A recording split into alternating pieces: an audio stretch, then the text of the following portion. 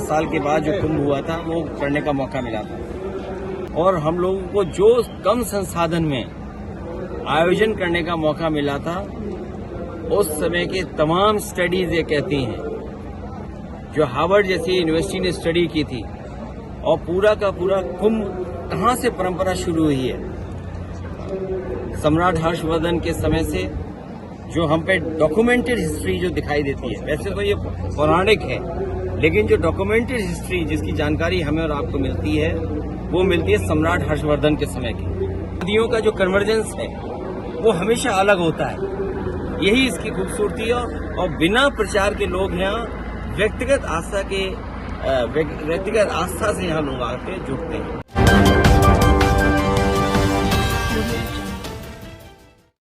जहाँ ये कुंभ जिस स्थान पर संगम है, 3 नदियां मिलती हैं, गंगा, यमुना, सरस्वती। हमारी यही कामना है कि सौहार्द, सद्भावना और सहनशीलता बनी रहे। महाकुंभ के आयोजन में ये पौराणिक है कि बिना बुलाए और अपने आप सब लोग आते हैं, अपनी व्यक्तिगत आस्था है उनकी सबकी। आज हमें भी मौका मिला है। मैं आज महाकुंभ में स्नान कर करके जा रहा हूँ।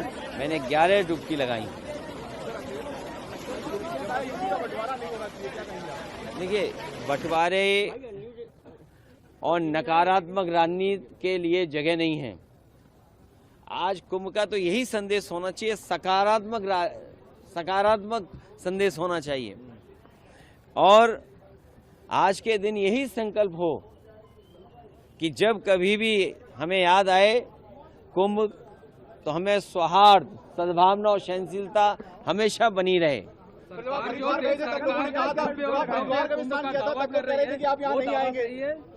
देखिए, गंगा में स्नान और त्योहारों के दिन स्नान, जिस दिन मैंने वहां पर हरिद्वार में स्नान किया था उस दिन भी एक त्योहार था, बहुत बड़ा त्योहार है। भारत देश के लोग कोने कोने में अलग अलग नाम से इस त्योहार में शामिल होते हैं। उस दिन हरिद्वार में स्नान किया था और आज संगम में स्नान करने का मुझे मौका मिला है। योगी जी कह रहे हैं बुलडोजर चलता रहेगा, नहीं रुकेगा बुलडोजर। देखिए, बुलडोजर चले नहीं चले, सरकार कैसे बचेगी? जब सरकार ही नहीं होगी तो बुलडोजर किसके पास होगा?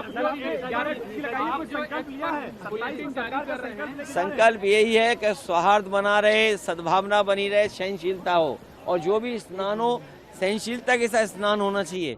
ये सरकार के लोगों को कोई स्पोर्ट्स इवेंट नहीं बनाना चाहिए इसको। ये आप जो सरकार पर बुलेटिन जारी करते हैं, अब वो आगे जारी होगा या अब खत्म होगा? आपने आके व्यवस्थाओं को देख लिया है?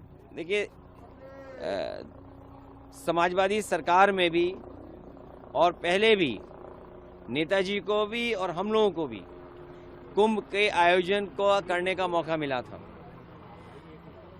जो उस समय कुंभ हुआ था, कम संसाधन में सरकारें अलग अलग थीं।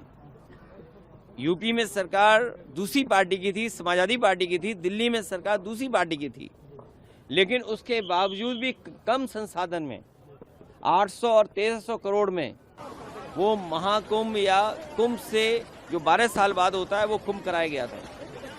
और आज तो सुनने में आ रहा है कि 7000 करोड़ 10,000 करोड़ खर्च हो रहा है।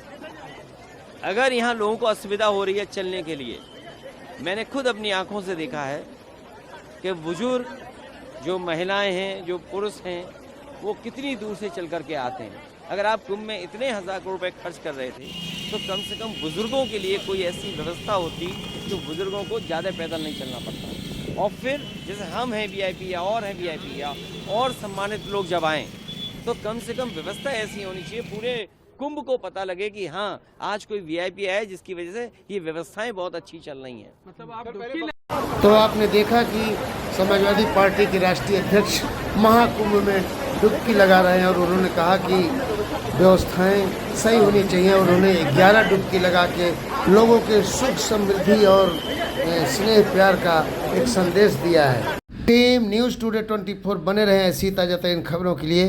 नमस्कार।